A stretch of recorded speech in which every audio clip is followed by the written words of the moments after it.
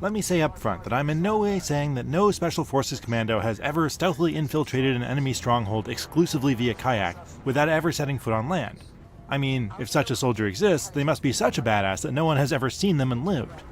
But for the sake of argument, let's say it's a goofy premise for a VR stealth game, and Phantom Covert Ops leans into it hard enough that it sort of works.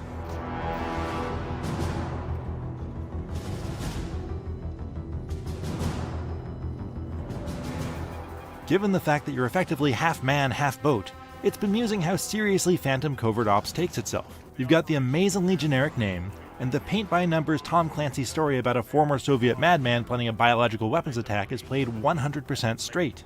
It's practically self-parody. But they never did find the general's body. I called a goddamn airstrike on that son of a bitch. Where Phantom does stand out is in how you sneak around. Propelling yourself through the water is kind of fun once you get over how ridiculous waving a virtual kayak paddle looks to anybody watching. I ended up getting into it, even putting my feet up on a footstool to simulate sitting in a kayak. It's kinda cool to build up some speed, then hold the A button on the right controller and dip a paddle to make tight turns. But, in a lot of ways, dealing with the inertia of your boat while trying to avoid spotlights is like if Agent 47 were trying to be sneaky while wearing ice skates. Getting the hang of stopping when you need to stop is not without its frustrations.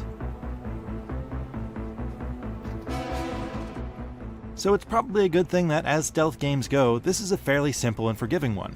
Granted, AI needs to be predictable and robotic for successful stealth to feel like solving a puzzle rather than just getting lucky. But these guys are hilariously dumb. Your binoculars mark enemies for you, and they're all but completely blind unless you float directly into their flashlight beams or zoom by them at top speed. I was glad Phantom doesn't use the Rift's microphone to pick up sound, because I was usually laughing in their faces at how brazenly I could just cruise by under their noses. How are you not seeing me, man? Hey, stop skulking. Sometimes just sailing by isn't an option, but there are usually highlighted objects you can shoot to create a diversion and draw them away. Failing that, you've always got a silenced pistol that can drop all but the most armored of enemies with a single headshot. 0-2, focus on stealth. Avoid conflict wherever possible. You even get about 5 seconds of slow motion to take out whoever just spotted you. That doesn't mean it's always easy. If you get cocky and don't stop and recognize patterns in enemy movements, you can easily find yourself taken by surprise, and you die quick.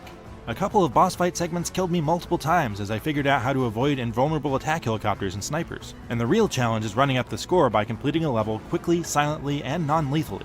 On my first playthrough, I only scored 1A. So even though the campaign is only about 4 or 5 hours long, that's where the replayability comes from, and I could see myself chasing a few better scores. It is kind of odd that, for most of Phantom's 7 missions, you are armed to the teeth. A silenced pistol, an assault rifle, and sometimes a silenced sniper rifle, or another fun toy or two are strapped to your body and boat, and you'll often have explosives you can toss. Usually I had much more ammunition than I could carry, which was confusing because this is a game about avoiding firefights. You're actually penalized for unnecessary kills in the post-mission scoring screen. What am I supposed to do with all these bullets?